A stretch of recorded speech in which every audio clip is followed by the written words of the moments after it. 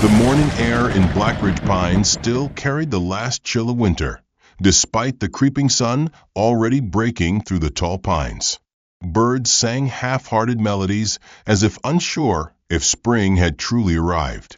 Rachel Hale sipped her coffee in slow, absent gulps, staring out the kitchen window. It was a ritual she had perfected over the years: coffee at dawn, a glance at the driveway, then watching her daughters, Lana and Mira, jog off into the trees along Wyndham Trails.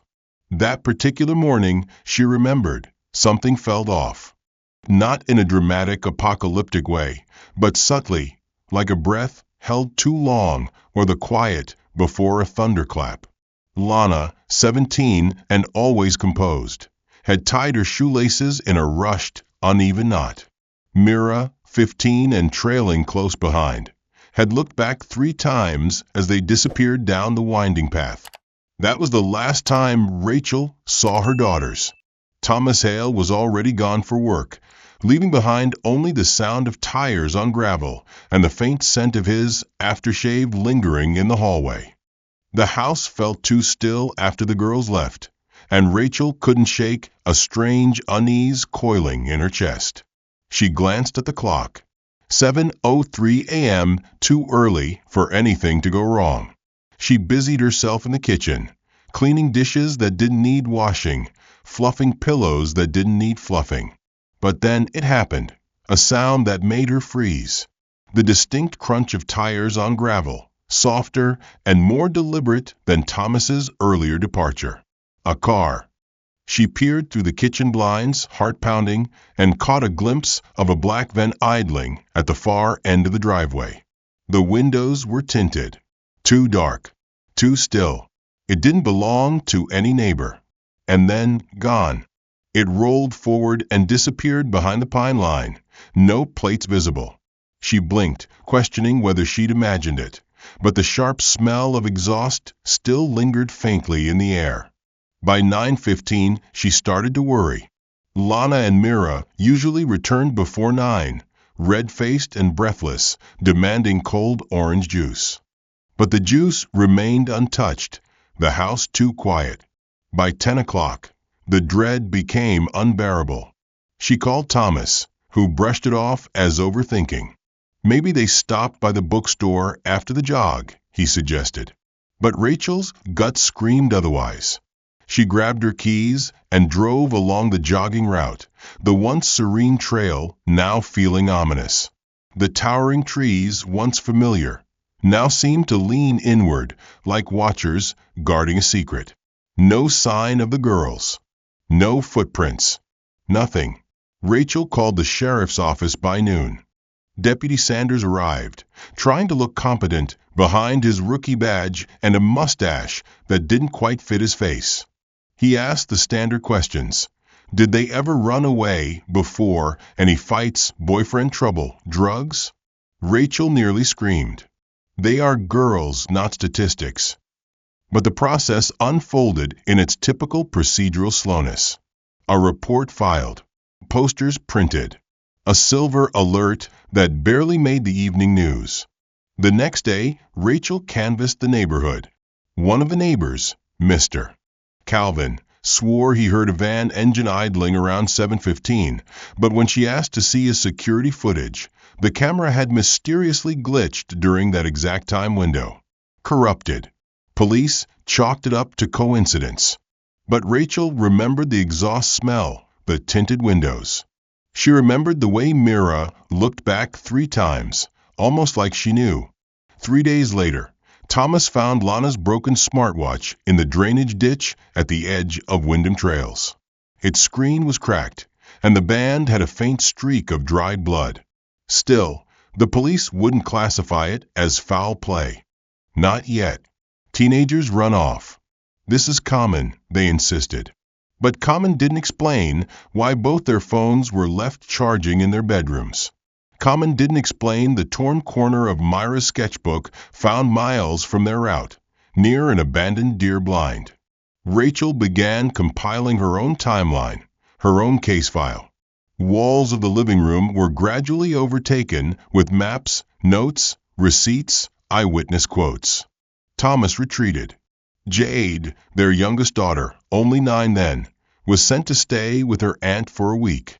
Rachel couldn't bear the thought of losing another. News vans came and went. Volunteers joined search parties. Bloodhounds combed the forest. Psychic mediums showed up uninvited. Yet after a month, leads ran cold.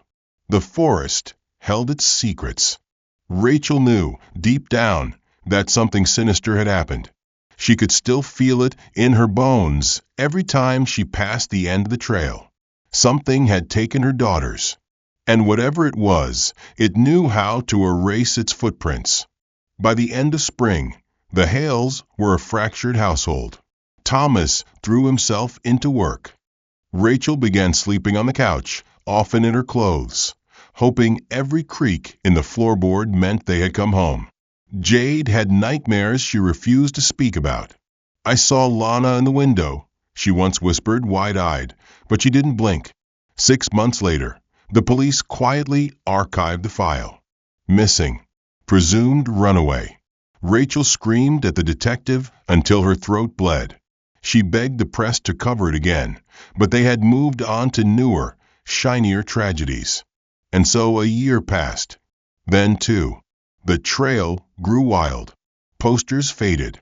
But every Thanksgiving, Rachel set 2 empty plates at the table. And every Thanksgiving morning, she stood by the window, watching the fog settle over Wyndham Trails, hoping.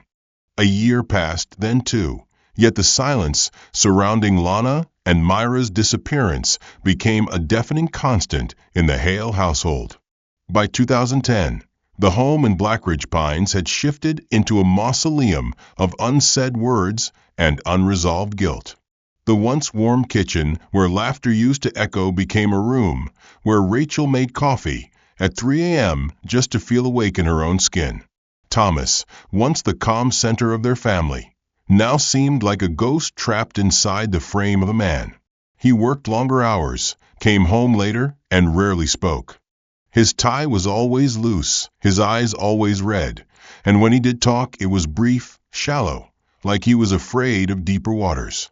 Nathan Hale, now 22 and living in a small apartment just 20 minutes away, visited less frequently. The house felt wrong to him, as if time had slowed but nothing was healing. His sisters' faces, once vibrant and full of life, now existed only in fading photographs that Rachel refused to take down. On the 2nd anniversary of the girl's disappearance, Rachel lit 2 candles on the back porch. She sat beside them in silence for hours while Thomas remained inside, pretending the date held no meaning. It was that night when Thomas's phone rang, an unfamiliar number flashing across the screen at 11:46 p.m. The voice on the other end was male, low and distorted. $50,000. You have 4 days. Don't call the cops or they both die. Then silence.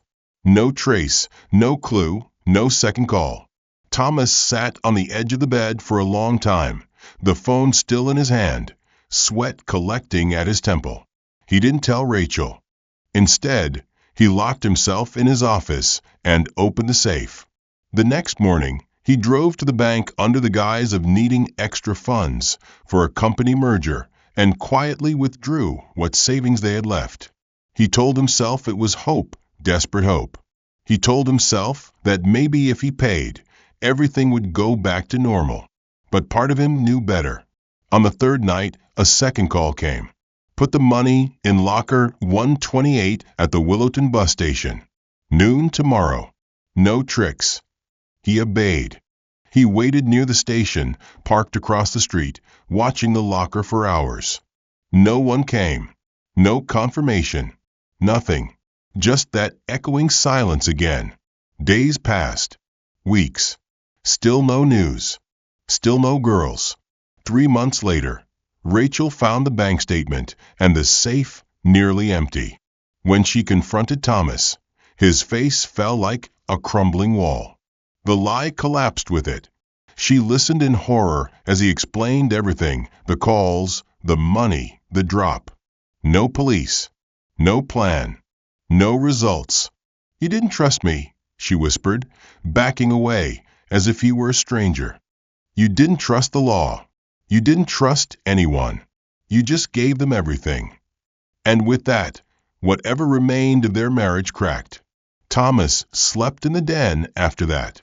Rachel rarely spoke unless it was about groceries or bills. Jade, now 11, had learned to walk silently through the house, her headphones always in, her eyes always lowered. Nathan, upon hearing the news, didn't yell.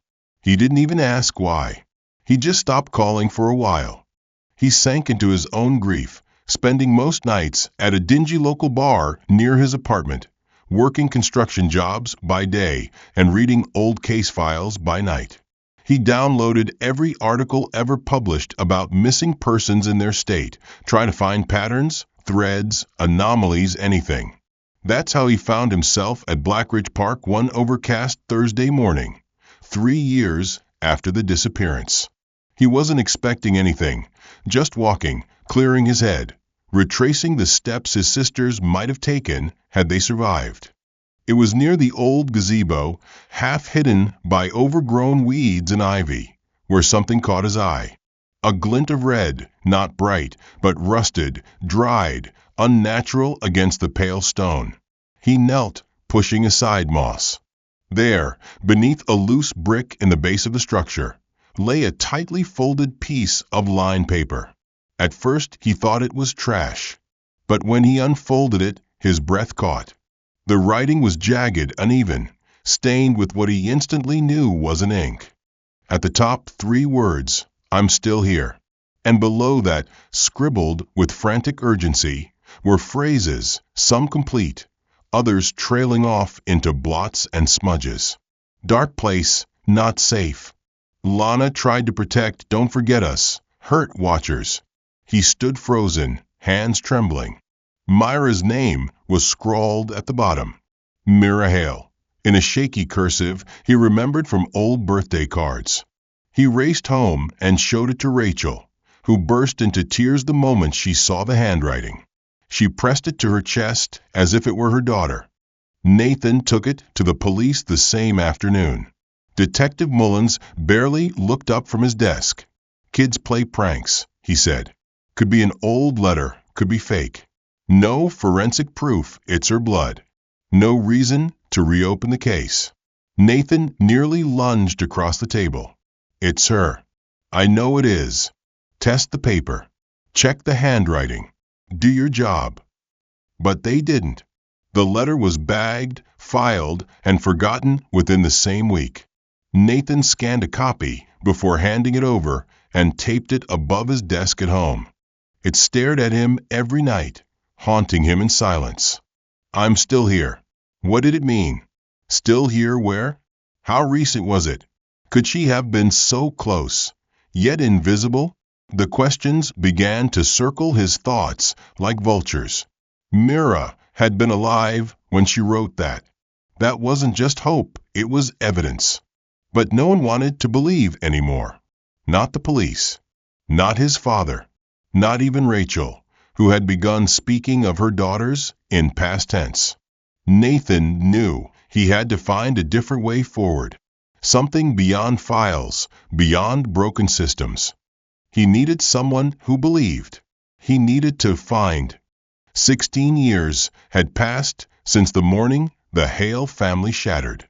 Time had turned the bright, echoing halls of their home into silent corridors lined with dust and fading photographs.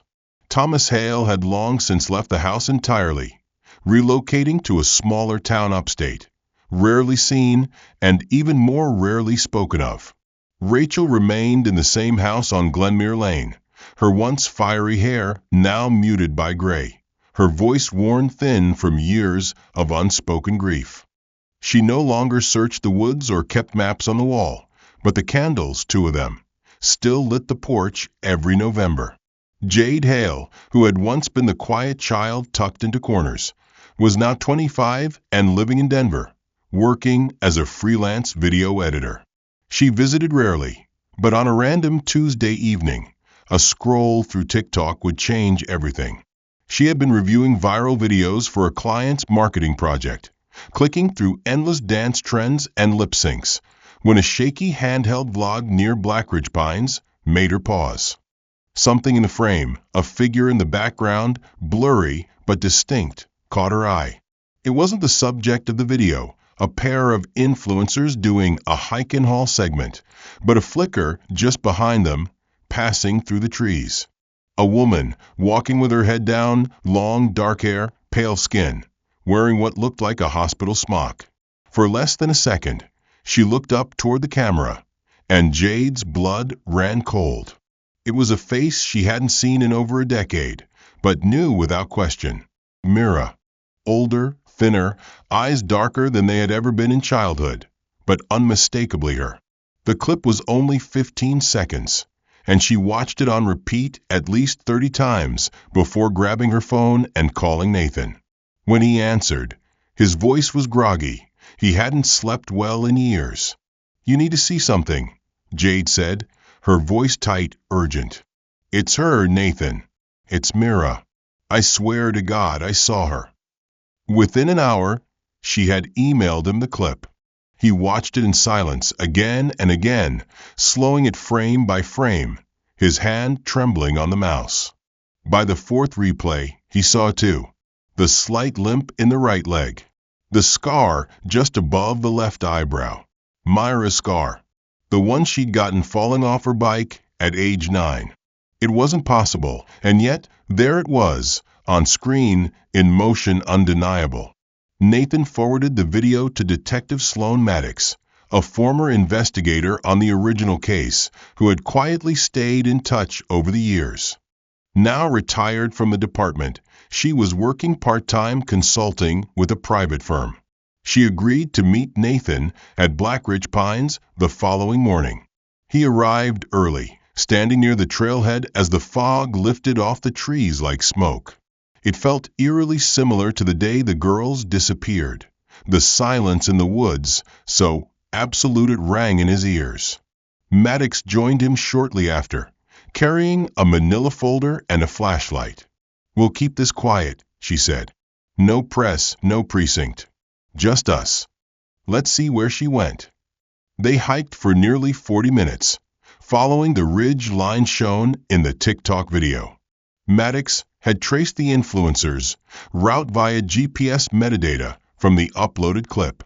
At a point just past an abandoned ranger cabin, the trail split into two directions.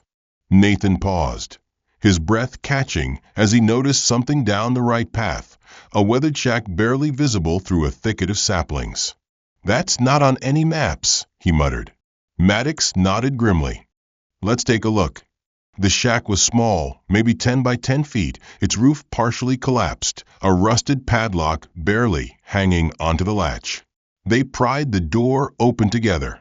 The smell hit first, damp, rot, something else Nathan couldn't name, but instantly hated. The inside was dim and hollow, cluttered with dirt, broken crates, and shredded fabric. In the far corner, under a pile of debris, Nathan spotted something soft, faded. He moved toward it and pulled free a pair of cloth bracelets, handmade, frayed with time, but still intact. One bore the name Lana, stitched in careful blue thread. The other, Mira, in pink. Nathan's chest tightened as he knelt, running his thumb over the stitching. The bracelets were stained, dark and brittle, with what could only be dried blood.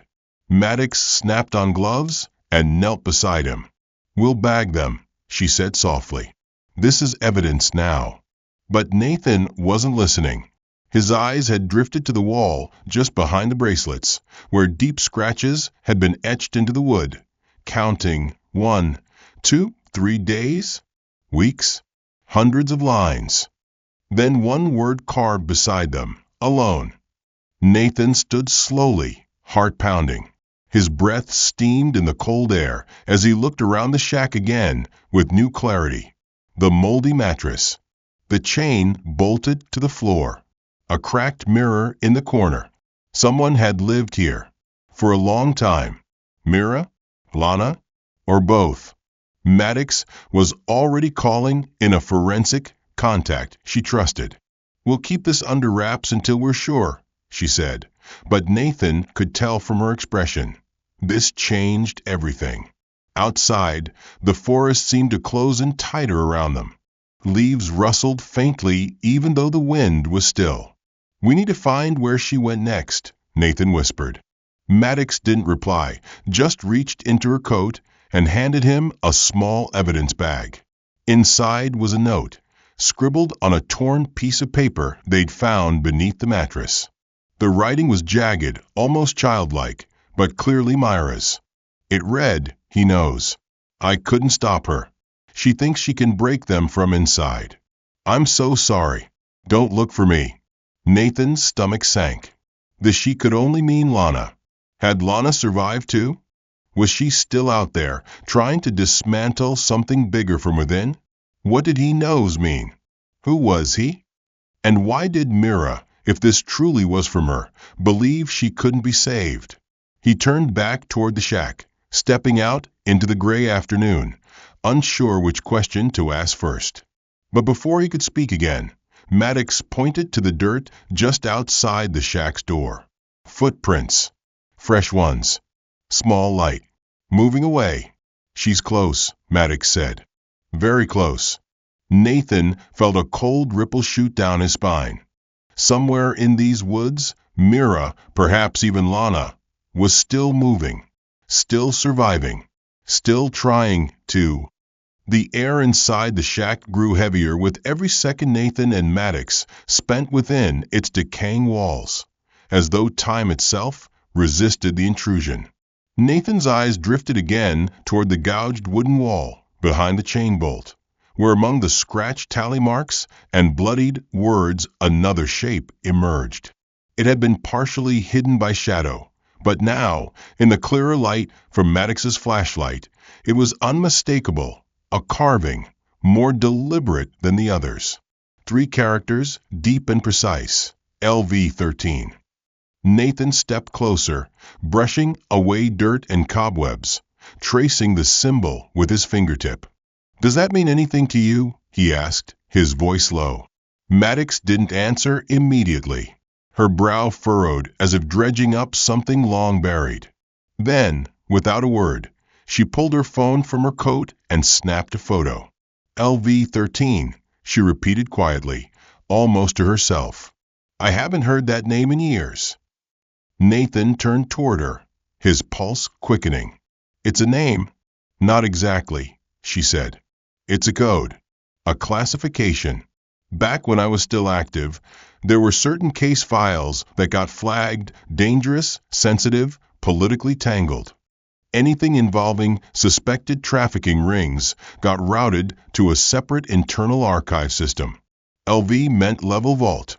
13 was the category for interlinked disappearances, ones with suspected institutional cover-ups. It wasn't just local PD. Federal task forces used it too. But this was sealed back in 2010. Nathan stared at her. "You're saying Lana and Mira's case was flagged as part of a federal cover-up?"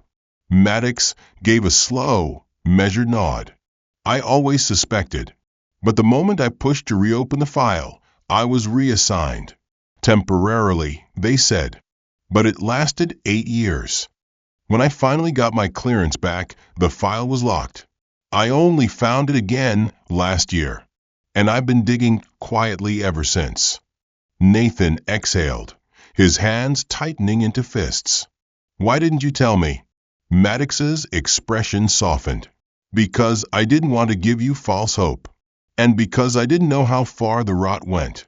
But now with that carving LV-13, it confirms that whoever kept them, whoever hurt them, was connected to something much bigger than a single shack in the woods." She reached into her bag and pulled out a thick envelope sealed with tape. "This is everything I've managed to collect off the record. Copies of old case notes, surveillance photos, even an old report from an informant. Most of it was dismissed or buried, but there's one thread that kept resurfacing." Nathan took the envelope, his heart pounding. "What thread?" "A facility off the grid, somewhere north of Blackridge, deep into the ridgeline. It was rumored to be a repurposed military outpost, used in the early 90s for experimental behavioral programs, the kind that got shut down fast and quiet. But some whispers said it never really closed, just changed hands. Nathan flipped through the contents as Maddox spoke, his eyes skimming over redacted lines, blurry photos, sketches of compound layouts, and field notes signed only with initials. Near the bottom, he found a page printed on thin, yellowing paper. At the top, LV-13, Operation Silent Vault. Underneath was a list of names, most of them blacked out, except one. Dr. Elias Vore. Nathan's breath caught. Who is he? Former behavioral scientist, Maddox replied. He went dark in 2009 after a series of abuse allegations in a foster facility he managed. The case was dropped when witnesses disappeared. But he kept showing up on the periphery of files like yours. People who vanished. Children found too late. Facilities emptied overnight. He's a ghost, but I think he was part of whatever Lana and Mira got pulled into. Nathan leaned against the shack wall, the envelope pressed to his chest. His mind reeled with possibilities, each one more horrifying than the last. So you think they were taken there? That this LV-13 site could still exist? I think, Maddox said, her voice flat, we just found the proof it was real. And if Mira was here, if Lana is still out there, it means the system failed on purpose. Nathan nodded slowly, his knuckles pale around the folder. Then we find it. We find them. Maddox placed a firm hand on his shoulder. Not without caution. If this is still active, they'll be watching. They'll expect people to dig. We can't just walk in. Nathan met her eyes, fierce. Then we don't walk. We hunt. Back at his apartment that night, Nathan cleared his living room table and laid out the contents of Maddox's file like a map to a secret war. Every document, every photo, every redacted name was a breadcrumb. He taped the LV-13 carving photo above the desk, then Myra's bloodstained note below it. The bracelets were all ready with Maddox's contact for analysis, but he kept a photo of those too. It was the first time in years he felt like he wasn't spinning in circles. There was a direction now, a trail. He called Jade, voice taut with urgency. I need you to help me cross-reference some names. You still got those editing tools? Yeah, she replied cautiously. What's going on? We might have a location. Somewhere they kept her. Maybe both of them. She was quiet for a long second. Okay, send me what you've got. Nathan smiled faintly. Thanks, Jay. She sighed. Just promise me one thing. What? That if you find her, you bring her home. The next morning, Maddox emailed him a new document, a decrypted log file from a warehouse seized in 2011, mislabeled in the city archives. It included a list of incoming and outgoing transports from a location labeled only as Point C Vault Perimeter. One entry stood out. July 16, 2012. Cargo ID. Subject M. Hale. No destination listed. That's Mira, Nathan whispered. Maddox replied by text. Confirmed. They moved her. Probably after she left this shack. There might still be a trail. Nathan stared at the log, heart hammering. Then what about Lana? Minutes later, Maddox sent another file, an image, grainy and time-stamped 2013, satellite surveillance over northern Blackridge. Among the treeline, a faint structure shaped like a hexagon. Just outside it, a figure. Alone. Still. Watching the sky. Nathan couldn't sleep. The satellite image Maddox had sent lingered on his screen, the figure captured in the trees by the hexagonal structure looking hauntingly familiar, though the resolution was too poor to confirm anything. As dawn broke over his apartment, The first rays of light washed over the wall of evidence he'd pinned together: bracelets, photographs, redacted files, Mira's note, and now the growing outline of something far more elaborate, a coordinated trafficking network masked as a recovery initiative. At 6:41 a.m., Maddox called. "We found something," she said, her voice tense. A private foster facility in Vermont filed a closed incident report in 2015. It involved a teenage girl found wandering outside a diner. The girl was malnourished, disoriented, and spoke almost nothing for days. She had no ID, no memory. But there's more. The doctor on call described a scar just above her left brow and noted abnormal behavior around mirrors. She was renamed Clara M. and entered into state care under a provisional identity. Nathan sat up straight, heart pounding. "You think it's Mira?" "I don't think," Maddox replied. "I know." The fingerprints match. They finally ran the prints yesterday through a federal backlog system. She's alive. A heavy silence settled between them. Nathan closed his eyes, swallowing the knot in his throat. "Where is she now?" "In a facility just outside Albany. She was transferred last year after an episode. They classified her as nonviolent dissociative with PTSD markers. But here's the kicker. In her room, hidden behind a false panel in her dresser, staff found a journal. The last page is signed Mira Hale." She remembered. Nathan arrived at the facility before noon, accompanied by Maddox. They were met with cautious cooperation, but once the director confirmed Nathan's identity and Maddox's law enforcement credentials, they were taken to a quiet observation room. Through a two-way mirror, Nathan saw her. Mira. Older now, visibly thin, hair longer but uneven, her shoulders curled inward like someone always expecting impact. She sat cross-legged on the floor, slowly tracing her finger in circles over a carpet pattern. The staff warned them she hadn't spoken much, except in fragments. She sometimes talks about a vault, a signal, and someone named Lana. She insists Lana's still out there, watching, one nurse said. Nathan asked to see the journal. Maddox scanned every word as he flipped through the pages. At first, it was mostly drawings, trees, shadows, shack outlines, but as the entries progressed, words returned. They took us because we were smart, quiet, pretty. We were sorted, assessed, trained.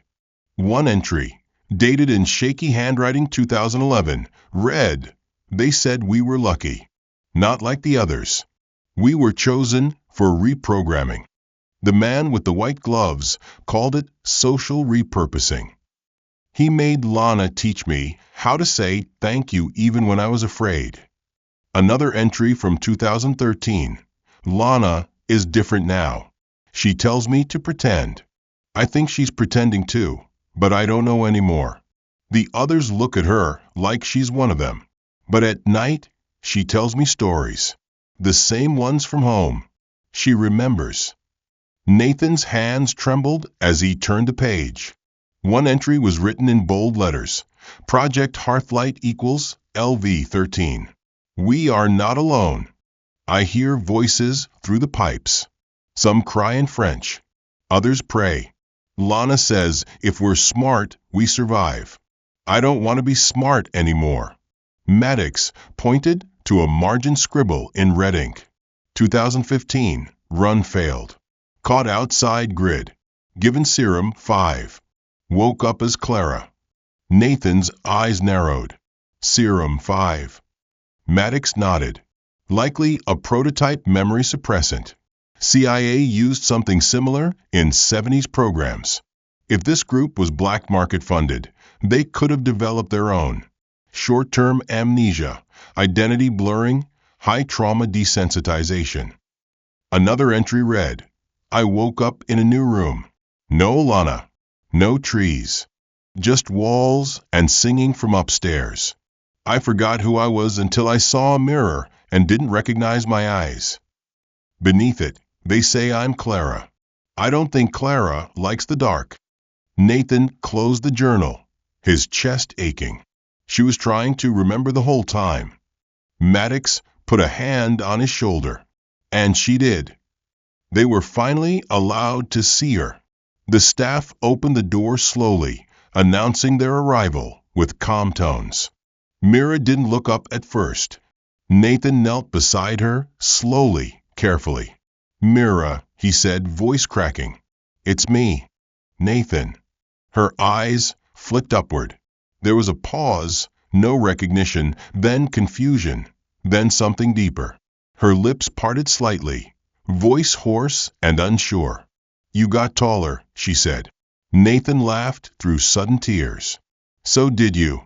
She stared at him a moment longer, then leaned forward and hugged him, clinging with a strength that surprised everyone. "I waited," she whispered. "I didn't know where I was, but I waited. Lana told me someone would come." Maddox knelt down too, placing the journal in Mira's hands. "You did good, Mira. You remembered everything they tried to erase."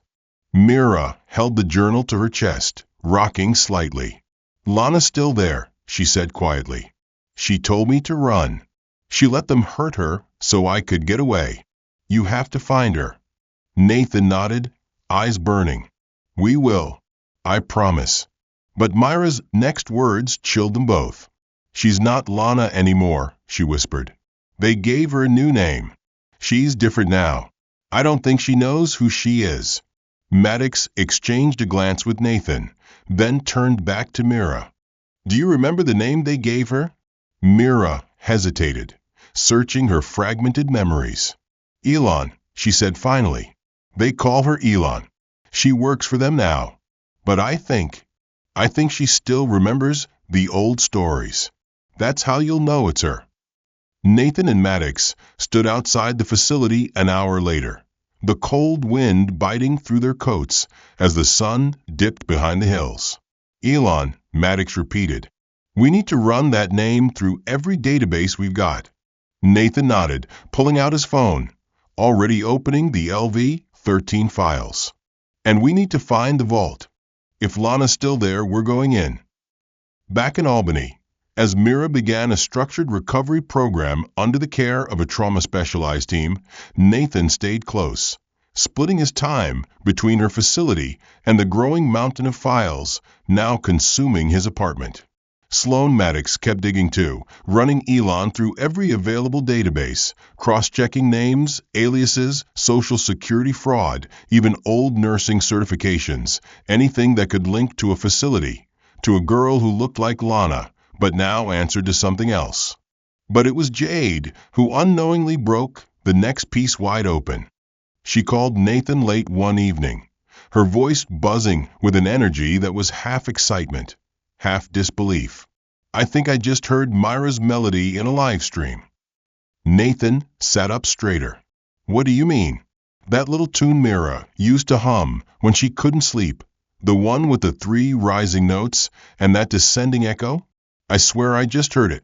She sent him the link. The video came from an anonymous channel named The Fog Room, featuring weekly acoustic sessions from a young woman who kept her face mostly hidden in shadows. She called herself Soul. Her voice was smooth, haunting, and slightly strained, like someone always bracing for an alarm that never came. In the latest live stream, her final song of the night was unmistakably the lullaby Mira had scribbled in her journal pages, the one that referenced the old stories Lana used to tell, the ones with secret meanings and coded rhythms only the two sisters knew. As the woman played, her fingers moved across the guitar strings with mechanical precision, but every note hit something deep in Nathan's chest. Toward the end, the camera angle shifted briefly, just long enough to show a tattoo on her left wrist, 3 dots arranged like a triangle. Nathan recognized it immediately. It was the same symbol drawn in the margins of Myra's earliest journal entries under the word Hearthlight. Maddox traced the IP source of the livestream through multiple VPNs before finally locating the origin, an abandoned ski lodge just north of Blackridge. Nathan and Maddox drove up that night, headlights cutting through dense fog as the GPS led them up winding roads into forgotten forest territory. At the end of a gravel path, nestled between skeletal birch trees, they found the lodge. Power lines had long been cut, but faint candlelight flickered through the cracks in the boarded windows. They entered silently, weapons drawn but lowered. The inside was cold and eerily organized. Dozens of sleeping bags arranged in rows. Shelves lined with ration supplies. At least 5 young girls, no older than 16, sat around the main hall, watching a projector play silent footage of vintage nature documentaries. None of them screamed. None ran. They barely reacted. In the far corner, tuning her guitar, sat Sol. She looked up, eyes calm, expression unreadable. Her features were sharper now, her hair dyed dark and straightened, but Nathan saw it in the eyes, in the jawline, in the slight tilt of her head when she recognized him. "You came," she said. Her voice was different, colder, rehearsed. "You always said you would." "Lana," he asked quietly. She flinched but didn't answer. Maddox slowly holstered her weapon. "We need to talk." Lana, or Sol, nodded toward the back office. Inside, behind a makeshift desk of crates and notebooks, she pulled out a metal case and unlocked it. Inside was a small projector and a stack of SD cards. She inserted one and powered the device. Static filled the screen. Then footage began to play. Grainy, handheld, clearly taken from a hidden source, someone filming from behind a vent or a crack in the wall. In the video, Lana walked through a corridor lined with bunk beds. Her posture was upright, composed. She wore a gray uniform, her expression blank. Around her, other girls in similar clothes moved quietly, avoiding eye contact. She paused to speak to one girl, offering her a folded blanket, then turned and left. No chains, no fear. She wasn't a prisoner. She was part of the staff. Nathan stared at the screen in disbelief. Maddox muttered under her breath, "Jesus." Lana watched the footage silently, then turned to them. "They made me choose. Me or Mira. I was older, more compliant. They said if I cooperated, they'd let her go. They lied, of course. But by the time I realized it, I was too far in. They called it indoctrination. I called it survival." She stood, pacing slowly. "I pretended to forget. I played their roles. I wore the uniforms. I trained the others. I followed protocol. But I never stopped remembering the stories. The ones I told Mira to keep her from breaking." Maddox took a careful step forward.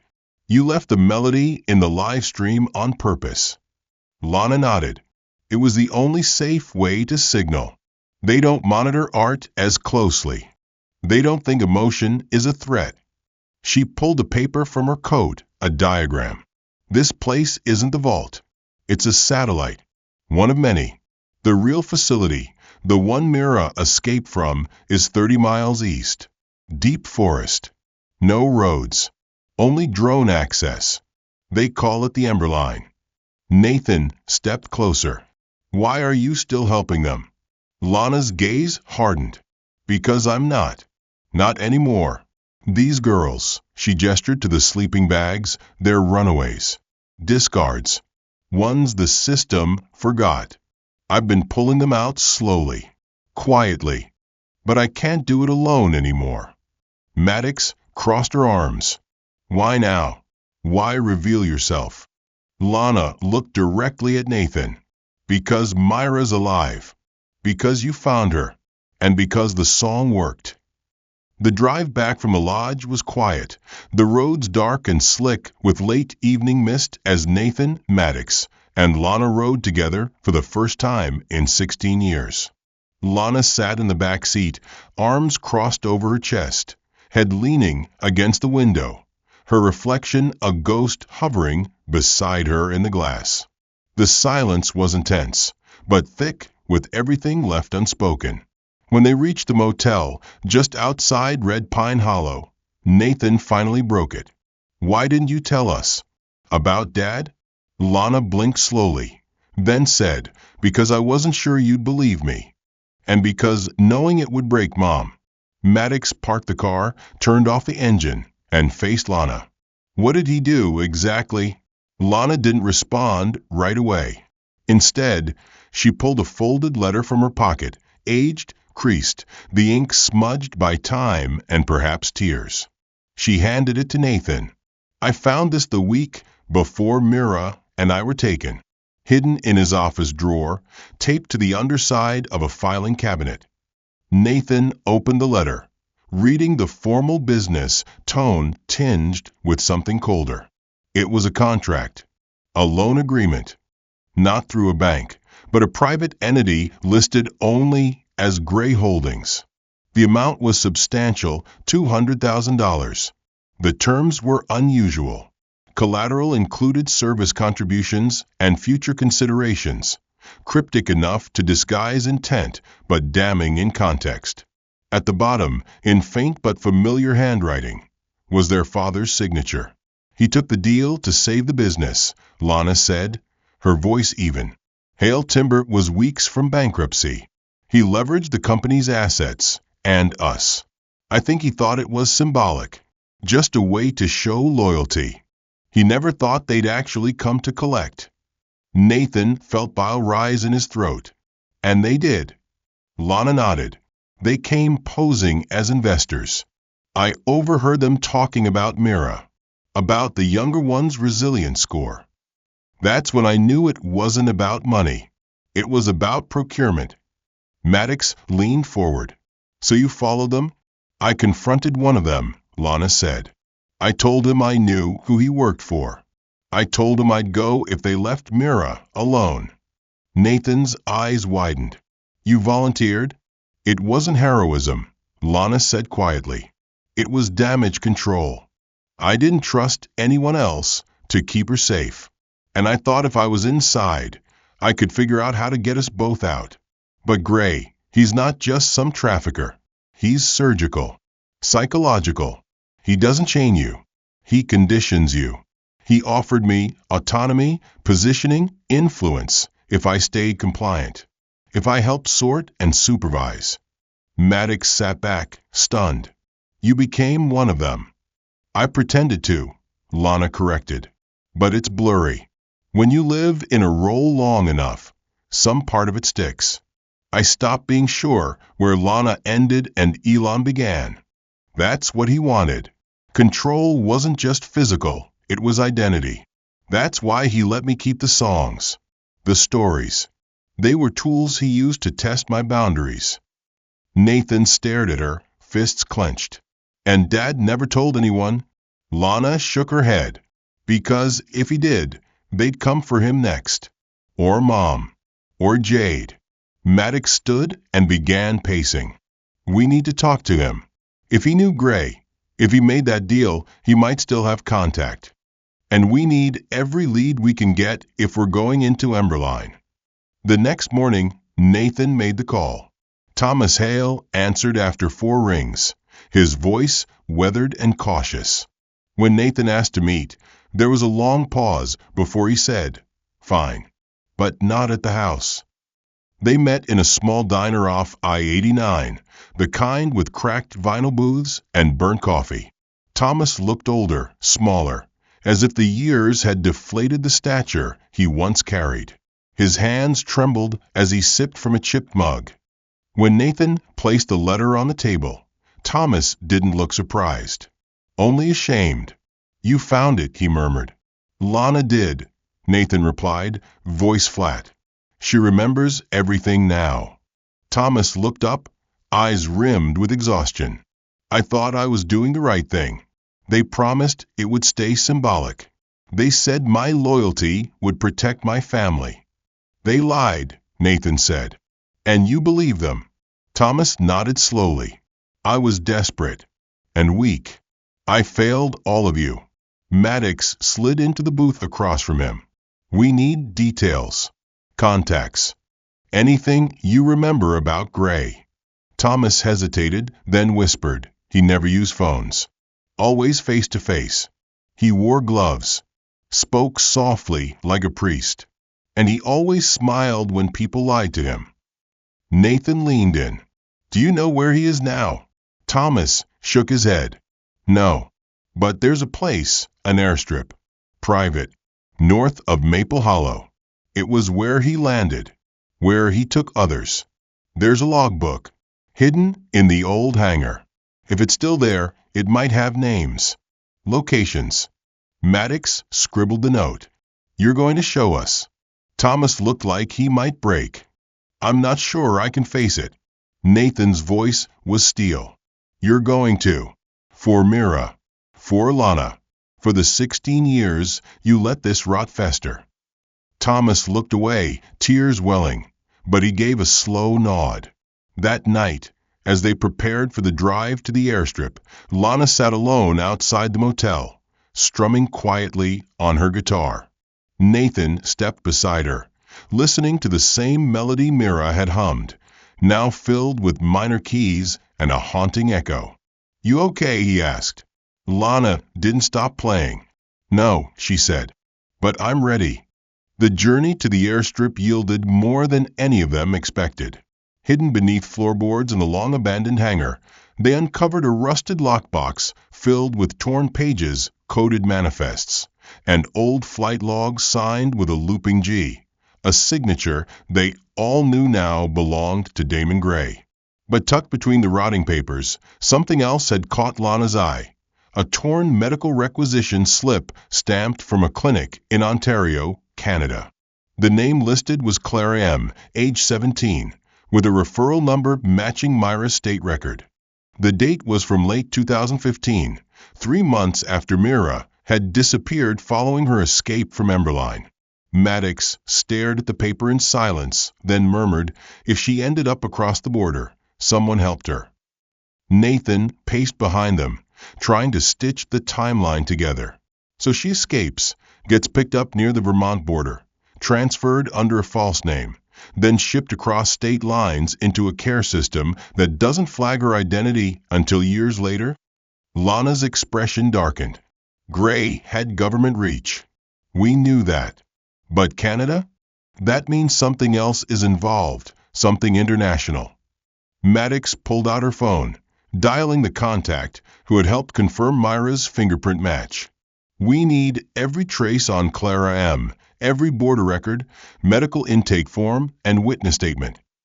By nightfall, the reply came through, a forwarded dossier from a youth shelter in Montreal, where a girl matching Mira's description had stayed for 3 weeks under observation after being found unconscious near a frozen lake.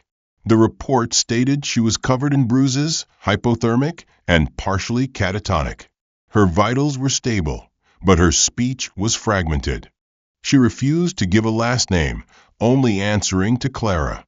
The intake nurse, a woman named Leah Durand, had noted something peculiar in the medical log.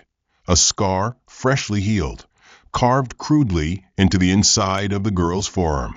The shape was distinct. An uppercase L. Nathan's hands trembled as he read the note aloud. Carved by unknown source. No bleeding upon arrival. Appears deliberate. Possible self-inflicted or symbolic marking. Lana stepped forward, lifting her sleeve to show a faint, nearly matching scar above her own wrist. She wouldn't do that to herself, she said softly. That was me. I marked her when I knew we'd be separated. It was the only thing I could think of, something that might ground her, something that would make her remember us even if they wiped everything else. Nathan swallowed hard. An L for Lana. An L for leave, she said. For survive. I whispered it to her when I pushed her out the tunnel gate. Maddox looked up. You pushed her. Lana nodded slowly, her voice trembling for the first time in days. There was a breach. I had 20 seconds. The maintenance duct near Sector 4 was open, barely. I grabbed Mira and told her to run. She didn't want to leave. She fought me, but I forced her through, locked the hatch behind her and sealed it from my side. I thought they'd kill me for it." Nathan sat down, staring at the floor, mind reeling. "You saved her. You really saved her." Lana's voice dropped to a whisper. "Not enough. They punished everyone. They moved me, changed the protocols.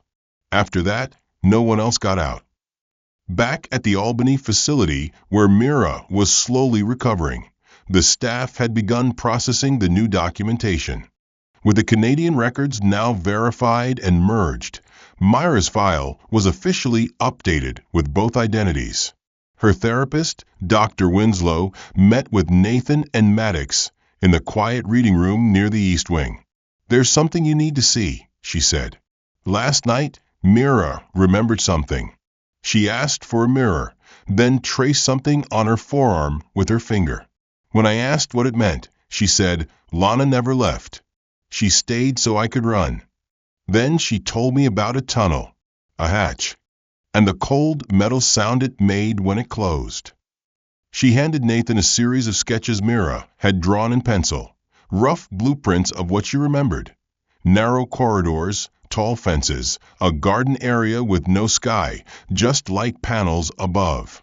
On the last page, a small figure was drawn crouching near what looked like a drainage pipe. Another figure stood behind her, larger, holding a hand up in farewell. Written beneath it, "She pushed me into the world and stayed in hell." Nathan felt something inside him crack. He stood and walked to the window, watching the soft snowfall coat the parking lot. "We have to get her out," he said. "Who?" Maddox asked. He turned, fire in his eyes. "Lana. We're not waiting anymore. We go in. We end this." But before anyone could respond, the intercom crackled, calling Maddox to the nurse's station. When she arrived, a uniformed man stood waiting, Canadian liaison from Montreal's Special Victims Unit. He carried a flash drive and a document folder. "We found something you'll want to see," he said. He handed over a surveillance image, grainy but clear enough. It was from a market camera near the shelter's perimeter in 2015. Mira, still Clara then, was caught on film stumbling into frame, clearly disoriented. But in the background, just out of focus, was a woman watching from across the street. Tall, dark-haired, wearing a scarf pulled high over her face. But the eyes, those unmistakable eyes, belonged to Lana. Maddox turned to Nathan. She followed her. She was making sure Mira made it. Nathan felt tears prick his vision. She stayed in the dark so Mira could reach the light. The clues unraveled quickly after that. With the new Montreal footage confirming Lana had trailed Mira to safety, Maddox began reanalyzing satellite surveillance records near that time period, cross-referencing face recognition data with publicly available footage from border towns and off-grid communities. One match, however faint, triggered a lead, a high-resolution photo used in promotional material for an exclusive spiritual wellness facility deep in the Vermont wilderness, known as the Ashmere Retreat. The image, intended to convey serenity and renewal, showed a row of women in flowing beige robes meditating in the snow-laced forest. But standing at the center, hands folded, eyes half closed, was someone Nathan recognized instantly. Her hair had changed color and length. Her posture was more formal, her expression stoic. But it was her. Lana, or as the brochure caption described her, Elon, our lead behavioral spiritualist and guide in deep mind recentering. Nathan stared at the name in disbelief. Elon. She's still using it. Maddox was already pulling strings to get access. They're registered as a therapeutic religious nonprofit. Minimal regulation. They screen visitors heavily and refuse outside investigators unless ordered by court. Nathan didn't wait. That afternoon, using a false name and forged intake documents, he scheduled a session for spiritual unblocking, claiming trauma from sibling loss. The center accepted his request. He arrived 2 days later. Ashmere wasn't a building. It was a compound. Stone structures built into the woods, connected by winding gravel paths and lined with soft-lit lanterns. There were no gates, no guards, only silence and smiling staff in linen robes. Everything about the place whispered peace, but Nathan saw it for what it was, a carefully curated illusion. He was led to a meditation room for orientation, and after a quiet half hour surrounded by candlelight and sound bowls, a soft voice broke the air.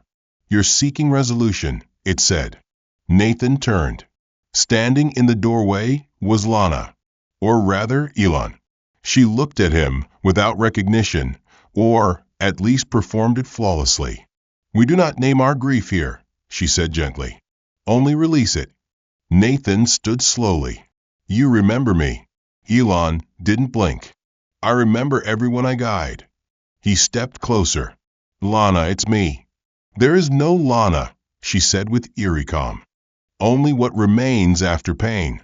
Nathan searched her face for some crack in the mask, some flicker of the sister he knew, but her expression held steady. "I'm not here to take you," he said. "I'm here because Mira's alive." The words hit something. Her breath hitched, almost imperceptibly, but her fingers curled slightly against her robe. Nathan continued, voice lower now. "She remembers. The stories. The tunnel. The mark. She remembers you." Elon turned away, moving to a nearby shelf. She took down a worn leather notebook, old and weathered but carefully preserved. She turned and handed it to him without meeting his gaze. "This is for her," she said. Tell her the stories kept me breathing." Nathan opened the book. Inside were pages filled with drawings, songs, coded messages, symbols they had invented as children to hide things from their parents. One page in the center was stained and smudged, but readable. It said, "For every day I stayed, it was one less she had to." Nathan's throat tightened. "Then why stay now?" Elon finally looked him in the eyes. "Because people here are safe. They're broken like we were. And I know how to guide them now. I know how to protect them without guns, without chains. Just words." "You can't heal them if you're still pretending," Nathan said. "You need to come back. You need to be Lana again." Her face softened, but she shook her head. "I was Lana when I was a daughter, when I was a sister. But those people don't exist anymore. I'm what's left. I don't know how to be her again." Nathan reached out, placing his hand gently on hers. "Then start with this. Come back and give Mira this book. Let her see you, not as Elon, as her sister." Elon's hand trembled beneath his, but she didn't pull away. She exhaled slowly, eyes glistening with something too old to be just tears. "Tell her I kept the stories. All of them. Even the ones we never finished." Nathan nodded. "She'll understand." Elon pulled her hand away, returning to stillness. "You have to leave now," she whispered. "If they find out who you are, you won't walk out of here." "And you?" Nathan asked. "They won't touch me," she said. "I've become part of the design." As he turned to leave, she added one final thing. "I left a copy of the Emberline map hidden in the chapel ceiling. You'll need it." They've moved the entry. Nathan glanced back one last time. She didn't wave. She didn't smile. But in her stillness, he saw it, a single flicker of light behind the mask. A truth buried under layers of training, pain, and years of survival. Lana hadn't disappeared. She had learned how to hide in plain sight. Nathan returned to the facility, carrying the notebook wrapped in his coat, as if it were something fragile and sacred. Mira was sitting in the garden, bundled in layers against the crisp morning air, watching a squirrel dart across the brittle grass. She looked up when she saw him, her eyes weary but alert, and he knelt beside her, placing the book carefully in her lap. "It's from her," he said simply. Myra's fingers trembled as she opened the cover, flipping through pages filled with sketches of forests, coded poems only the two of them understood, and the melody lines of songs they'd hummed in the darkness. With each page, her expression shifted: grief, wonder, anger, then something deeper: recognition. Nathan sat silently, watching her absorb the weight of years condensed into ink and paper. Finally, she reached the last page. Her breath caught as she read the handwriting, unmistakably Lana's. "If one day you're reading this, forgive me. I wasn't free, but you are. Live enough for both of us." Mira closed the book slowly, then hugged it to her chest, tears slipping down her cheeks not in panic or fear, but in release. She whispered something Nathan couldn't hear at first, then repeated it more clearly. "Did she know I was alive?" Nathan didn't answer right away. He simply nodded, eyes stinging. "She knew. She watched you get out." Mira exhaled a shaky breath, looking out across the garden where light filtered through bare branches. "She stayed behind so I wouldn't." "She never stopped being your sister," Nathan said, voice low. "She just became someone else to survive." In the weeks that followed, the family began to circle back around Mira with quiet care. Rachel arrived from Blackridge a day after the notebook. She approached cautiously, older now, voice softer, spine slightly stooped from the weight of years. Mira stood when she saw her, unsure for a moment, but when Rachel opened her arms, Mira stepped into them. No words, just a long, trembling embrace. Thomas came later, standing in the hallway for nearly 10 minutes before finally entering. He didn't speak until Mira looked at him directly. "I'm sorry," he said simply, "for what I did, for what I failed to stop." Mira studied him for a long time, then said, "Lana made a choice because of you, but she also saved me." Her tone wasn't accusing, it was exhausted. "Make that count." Thomas nodded, tears lining his jaw, then left the room without asking for forgiveness. Some wounds, they all understood, didn't require explanations. They required time. Despite the moments of reunion, Myra's recovery was slow. The nightmares came nightly. She still flinched at sudden sounds, avoided enclosed spaces, and sometimes spoke in the coded syntax they'd used in Emberline, as though her brain was unsure which language it was safe to speak. She worked with Dr. Winslow on memory sequencing, sensory integration, trauma processing, but there were days when she would simply curl up under a window, clutching Lana's book, unable to engage with the world. One afternoon, Jade visited with a tray of her favorite snacks from childhood, including chocolate milk and mango slices.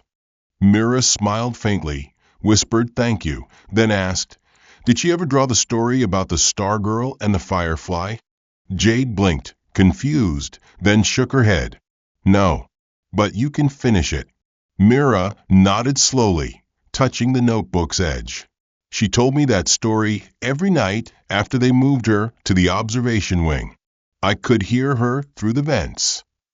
Later that evening, Nathan sat with Mira on the roof terrace of the facility, a rare place where patients were allowed under supervision. They watched the stars emerge over the distant hills, and Mira turned to him suddenly. "What happens now?" Nathan leaned back, stretching his arms. "We keep living. We stay angry. We stay soft. We look for the rest of them. There are others still inside places like Emberline." Mira turned her face upward. "She never let me forget who I was. Even when I forgot how to speak, her voice was still inside me." "It always was," Nathan said. "And now it's here." He tapped the notebook gently. "That means she's still speaking." Just before sunrise the next morning, Mira took the notebook and stepped outside alone. The staff had finally allowed her one unsupervised hour in the garden after 3 weeks of stability. She sat on the dew-covered bench facing east, the light just beginning to stretch across the horizon. The sky blushed in pale orange and soft lavender. Mira opened to the last page and ran her fingers over the ink one more time. If one day you're reading this, forgive me. I wasn't free, but you are. Live enough for both of us. Her lips quivered as she clutched the notebook to her chest. She didn't cry for what was lost. She cried because, for the first time in 16 years, she was allowed to. She was allowed to mourn, to breathe, to belong again, not in captivity, not in survival, but in continuity. The world didn't owe her anything, but she owed herself the chance to start over. As the sun rose over the hills, casting golden light across the frost-laced ground, Mira closed her eyes and whispered to the wind, "I'm still here." The breeze rustled the pages of the notebook like Lana's voice answering through the leaves. And for once, that was enough. If this story moved you, consider subscribing for more narratives that uncover the haunting truths hidden in silence. Leave a like to support this kind of deep storytelling. What part of Lana and Mira's journey hit you the hardest? Do you think Lana will ever truly reclaim her identity? Also, where in the world are you watching from? Drop your country or city in the comments. We'd love to know how far these stories are reaching.